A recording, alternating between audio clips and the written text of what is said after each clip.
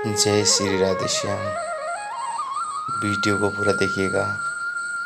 भगवान श्री कृष्ण और उनके परम मित्र सुदामा चरित्र जरूर देखिएगा। मेरे कांपते हुए सब भक्तों के पास होते थे, आगे बढ़े। हम सुंदर कहाँ हो तुम? जो कुछ भी था दिया तुमने, वही तुमको चढ़ाते हैं। जो कुछ भी था दिया तुमने, वही तुमको चढ़ाते हैं। जो कुछ भी था दिया तुमने, वही तुमको चढ़ाते हैं। जो कुछ भी दिया तुमने, वही तुमको चढ़ाते हैं। मेरी आँख में आंसू नमो की आँख में आंसू नमो देख पाते। भगत की आँख में आंसू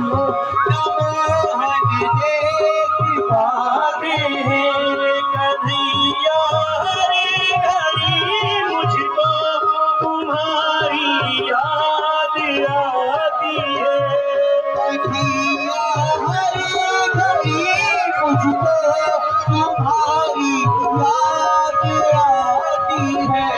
मुझे मोहन बुलाती है। द्वारिका कहाँ है? तुमने रास्ता बता दिया, सीधे जाओ, द्वारिका महल है। और कांपते हुए पूरा शरीर हिल रहा है, रो रहे हैं, हे कन्हैया कहाँ हो तुम? हे कन्हैया कहाँ हो? द्वारिका का महल का रास्ता बताया और धीरे धीरे सुदामा जी कन्हैया को याद करते करते द्वारिका की ओर आने लगे। और जब द्वारिका के नजदीक पहुंच गए तो देखा कि दो द्वारपाल खड़े हैं। द्वारपालों से कहने लगे, अरे द्वारपालो कन्हैया से कह लो, अरे द्वारपालो कन्हैया से कह लो, इधर पे सुदामा गरीब आ गया है। इधर पे सुदामा भगवान की, वो सुदामा जी महाराज की।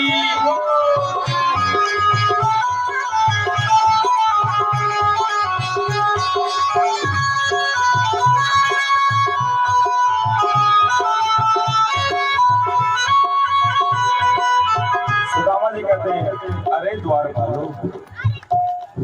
भैया राम राम। द्वारपाल कहते हैं खुश रहो।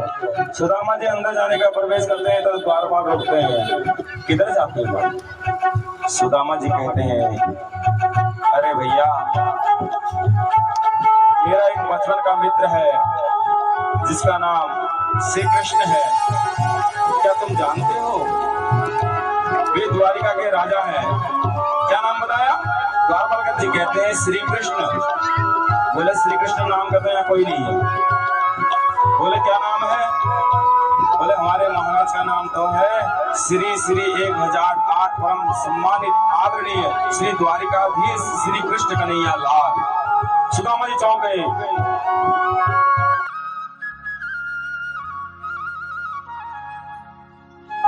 अपनी ओर बुलाया, हाथ से द्वारपाल का हाथ पकड़ा, भैया सुन तो सही मेरी बात। द्वारपाल ने कहा बताओ तो सही क्या बात है?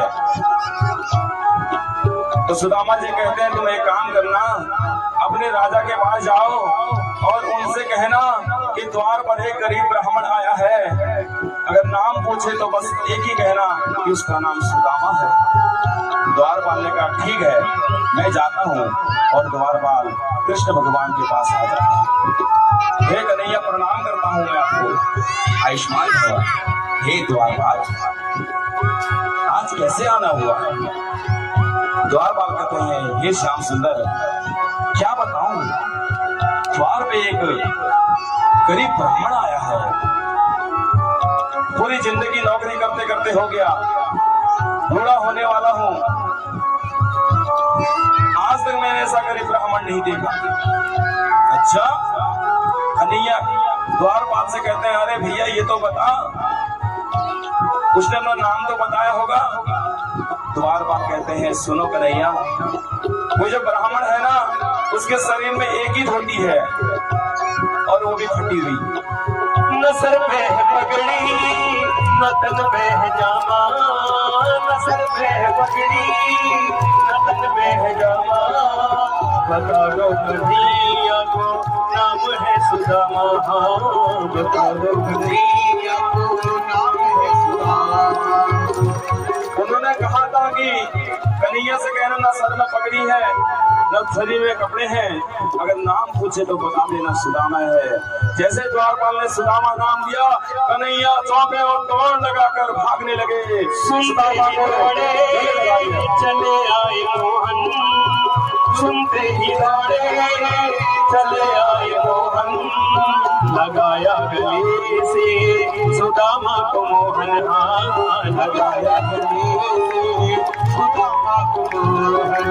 कहते सुदामा जी रोने लगे। कृष्ण भगवान ने हाथ पकड़ा, कहा मित्र रो मत, चिंता मास्तु, अब मैं आ गया हूं, तुम्हें चिंता की कोई बात नहीं, आओ। ऐसा कहकर गद्दी के पास ले जाने लगे। कृष्ण भगवान ने कहा बैठो। सुदामा जी नीचे बैठ रहे थे तो कन्हैया ने रोका, अरे नहीं, मेरे आसन में बैठो। लक्ष्मी, रुक्मणी यहाँ क्यों बैठी, उठो यहाँ से। रुक्मणी को उठाया, डर गई रुक्मणी। हुआ रुक्मणी को बहुत ही अचंभा, हुआ रुक्मणी को बहुत ही अचंभा। ये मेहमान कैसा अजीब आ गया है, ये मेहमान कैसा अजीब आ गया है। हो गई, आज तक तो मेरे श्याम सुंदर ने कभी डांटा नहीं ऐसे, आज ऐसा ब्राह्मण कौन सा आ गया है, धन्य है सुदामा जी जिनके ऊपर कृष्ण भगवान का विशेष दृष्टि है। कृष्ण भगवान ने कहा, अरे रुक्मणी अंदर जाओ, जल का लोटा लेकर आओ।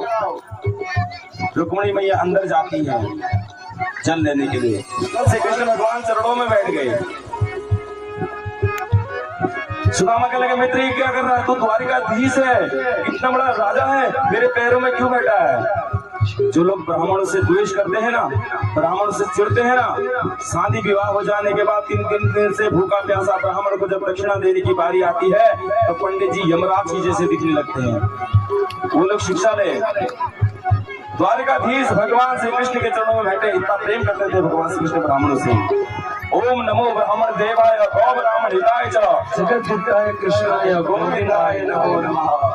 रुक्मणी मैया मंदिर जाकर जल लाती, इससे पहले कन्हैया ने अपने आंसू से पैर धुला दिए और भाव प्रकट कर दिया, पड़ गई, मेरा जीवन धन्य हो गया। सुदामा जी ने कहा, मित्र कृष्ण तुम खड़े क्यों, आओ बैठो ना। तुरंत श्री कृष्ण भगवान बैठ गए और कृष्ण भगवान के पीछे रुक्मणी मैया आ गई। इधर आसल कुशल होने लगी। श्री कृष्ण भगवान ने कहा, और बताओ भैया क्या हो रहा है चल। कोई दिन याद है बचपन में जब खेले कूदे बड़े हुए, याद है? हाँ याद है। कृष्ण भगवान कहते हैं, एक दिन याद है आपको जिस दिन चने दिए थे और तू चोरी से चने खा रहा था, मैंने कहा क्या खा रहा है, तो तूने कहा कि कुछ नहीं, जाड़ा हो रहा है, दांत कटकटा रहा हूँ। सुदामा जी कहने लगे, भैया। श्री कृष्ण भगवान कहते हैं, अच्छा मित्र सुदामा ये बता कि विवाह क्या नहीं किया। सुदामा जी ने कहा कि हाँ मित्र विवाह किया, एक सुंदर सी पत्नी है, नाम है श्रीमती सुशीला देवी। श्री कृष्ण भगवान ने कहा, अच्छा, और बोले हाँ बड़ी सुंदर है, तुलसी सेवा करती है, गौ सेवा करती है, अतिथि देवो भव, सास ससुर की सेवा बड़े अच्छे से करती है, घर को स्वर्ग बना दिया है। कृष्ण भगवान ने कहा, अच्छा तब तो अच्छी बात है, लेकिन मित्र तुमने निमंत्रण क्यों नहीं दिया शादी का। सुदामा जी कहने लगे, क्या करे मित्र, जल्दीबाजी में हो। श्री कृष्ण भगवान ने कहा, चलो कोई बात नहीं। अच्छा ये बता सुदामा कि जब तेरा विवाह हो गया है तो भाभी ने मेरे लिए कुछ भेजा भी तो होगा। सुदामा ने कहा, कुछ नहीं, हमारे पास तो झोपड़ी है, हम कहां से क्या लाते, कुछ नहीं लाए, गरीब है। अच्छा, कृष्ण भगवान ने नेत्र बंद किए, नेत्र बंद किए तो ध्यान लगाया, सुदामा जी पोटली को छुपा रहे हैं, समझ गए। अच्छा सुदामा तेरी झूठ बोलने की आदत नहीं गई, बचपन में भी झूठ बोलता था। सुदामा जी बोले मतलब? श्री कृष्ण भगवान ने कहा चलो छोड़ो ये बात, अच्छा ये बताओ जब जयकारा लगाते हैं तो तुम्हें पता होगा नियम? बोले हाँ सब पता है। तो श्री कृष्ण भगवान ने कहा तो शंकर भगवान की जय, और तुरंत बोल नीचे करके कन्हैया ने झपट लिया। बोले छुपाते हो हमसे, पकड़े गए आज, हाथ नहीं छोड़ने वाले, हमसे बच के तो कोई गया नहीं। सुदामा ने कहा राम राम, फंस गया, नहीं देना चाहता था फिर भी देना पड़ रहा है। और इधर श्री कृष्ण भगवान ने पोटली को धीरे धीरे खोलना शुरू किया, और पोटली को जब खोला, बोले पोटली खोल ली, और श्री कृष्ण भगवान ने उन चावलों को देखा कि 5 घरों से अलग अलग प्रकार के चावल है, और चावल में मानो एक संदेश भेजा था माता सुशीला ने। क्या था? श्री कृष्ण भगवान चावल को देखने लगे, संदेश था, सुशीला मैया ने भेजा था। 1 मास तो पाक में 2 एकादशी हो, पर मेरे घर में गोपाल जू नित्य एकादशी हो। हे श्याम सुंदर, 1 महीने में 2 एकादशी होती है, पर आपकी कृपा से मेरे घर में रोज एकादशी हो रही है। कन्हैया जी समझ गए, उन्होंने भी सिग्नल दे दिया। कहते हैं भाभी चिंता मत करो, सुनो मेरा संदेश, होनी थी सो हो गई, पर अब ना ऐसी हो। भाभी तेरे घर में अब नित्य भंडारा हो। कन्हैया ने 1 मुट्ठी चावल उठाया और उसको ग्रहण कर लिया, खा लिया। तो कृष्णैया लाल की जय। 1 लोग दे दिया सुदामा को। दूसरी मुट्ठी चावल उठाया, माथे में लगाया और उसे ग्रहण कर लिया। बोल द्वारकाधीश भगवान की जय। 2 लोग दे दिए। तीसरी मुट्ठी चावल उठाया, तीसरा लोग देने वाले थे, रुक्मिणी मैया ने हाथ पकड़ लिया। रुक जाओ कन्हैया, क्या करती हो? पेट में दर्द हो जाएगा कच्चे चावल से, मत खाइए, हमको दो। तो रुक्मिणी मैया ने सारे चावल अपने हाथ में दे दिए। यह समझ गई थी मैं लक्ष्मी हूँ, 2 लोग तो दे दिए, तीसरा लोग देकर हमें बिल्कुल पैदल कर देंगे, हम कहाँ रहेंगे? नहीं, चलो छोड़ो ये बात है। श्री कृष्ण भगवान ने कहा और बताओ सुदामा मित्र क्या हो रही है, क्या सेवा की जाए गरीब की झोपड़ी में। सुदामा ने कहा गरीब की झोपड़ी, इतना बड़ा महल है। श्री कृष्ण भगवान ने कहा अच्छा। सुदामा जी ने कहा एक बात बता मित्र। बोले क्या? सुदामा ने कहा मेरे विवाह के बारे में तो पूछ लिया, तूने विवाह किया नहीं किया है बता। कृष्ण भगवान ने कहा किया।